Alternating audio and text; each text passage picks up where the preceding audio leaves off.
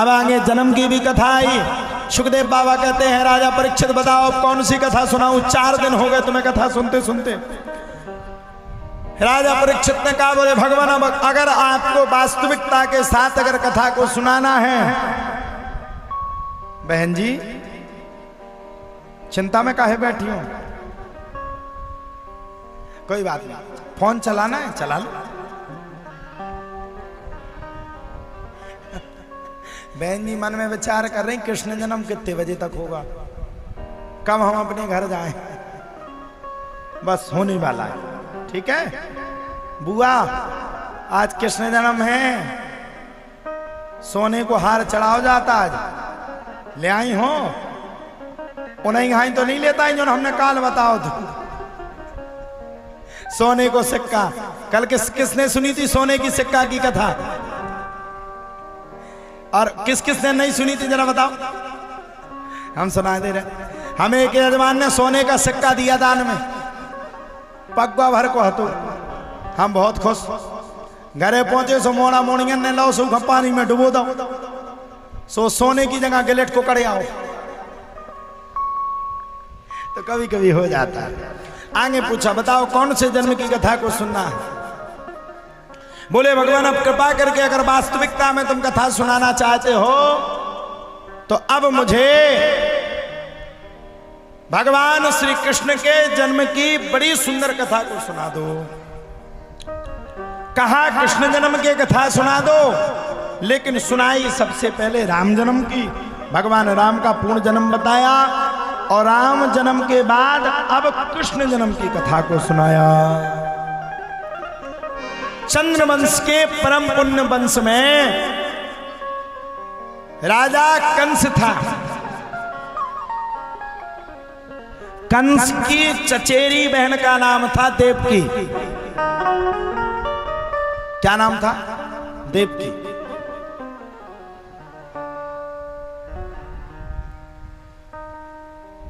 देवकी का विवाह है, ध्यान से सुनना, देवकी का विवाह वसुदेव जी के साथ हुआ, राजा कंस ने किया। देवकी मैया की विदा करने के लिए, वसुदेव जी की विदा करने के लिए स्वयं कंस गया। जब कंस माता देवकी की विदा करने के लिए गया तब तो महाराज कहा जाता है आकाशवाणी हुई, और आकाशवाणी ने राजा कंस से कहा, हे कंस, जिस देवकी की 8वीं संतान को, जिस देवकी की तुम विदा कर रहा है, उसी देवकी की 8वीं संतान तेरा काल होगी। कंस ने निकाली तलवार, बोले ले तो अभी हम काट के फेंकेंगे, कहां से काल होगा, ना रहेगा बांस ना बजेगी बांसुरी। तलवार को निकाला, राजा कंस मारने के लिए आ गया, ना रहेगा बांस और ना बजेगी बांसुरी, ये राजा कंस ने कहा। जब राजा कंस ने कहा ना बजेगा बांस ना रहेगा बांस ना बजेगी बांसुरी, जब इतना राजा कंस ने कहा तब तो प्यारे कहा जाता है वसुदेव जी ने वादा कर दिया, 1 से लेकर के 8 जितनी भी संतान होगी सब आपको देंगे। 1 से लेकर के 6 संतानों को तो दिया, 7वीं संतान के रूप में, स्वरूप में कौन आने वाले थे? संकर्षण विधि से बलराम जी को माता रोहिणी के गर्भ में स्थापित कर दिया, और अब 8वीं संतान के रूप में कौन आने वाला था? 8वीं संतान के रूप में स्वयं भगवान आने वाले थे। पहरेदार बनने लगे, धीरे धीरे करके गतिविधि बढ़ने लगी। राजा कंस ने संपूर्ण गतिविधियों को बढ़ा दिया। समय धीरे धीरे करके नजदीक आने लगा और भादों का मास था, कृष्ण पक्ष था, रोहिणी नक्षत्र था।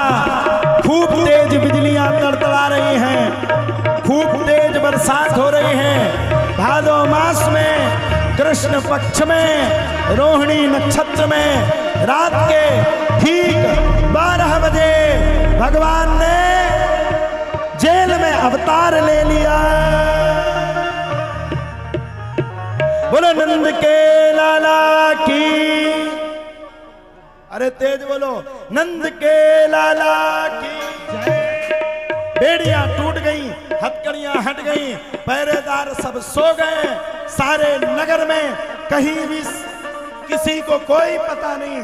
छपड़ी में बसदेव जी ने भगवान को रखा, रख करके माता यमुना को दर्शन करवा करके नंद भवन में छोड़ा। और इधर जब सबको पता चला तब सारे नगर में होने लगा बधाई हो। आप सब लोग बोलो बधाई हो, बधाई हो।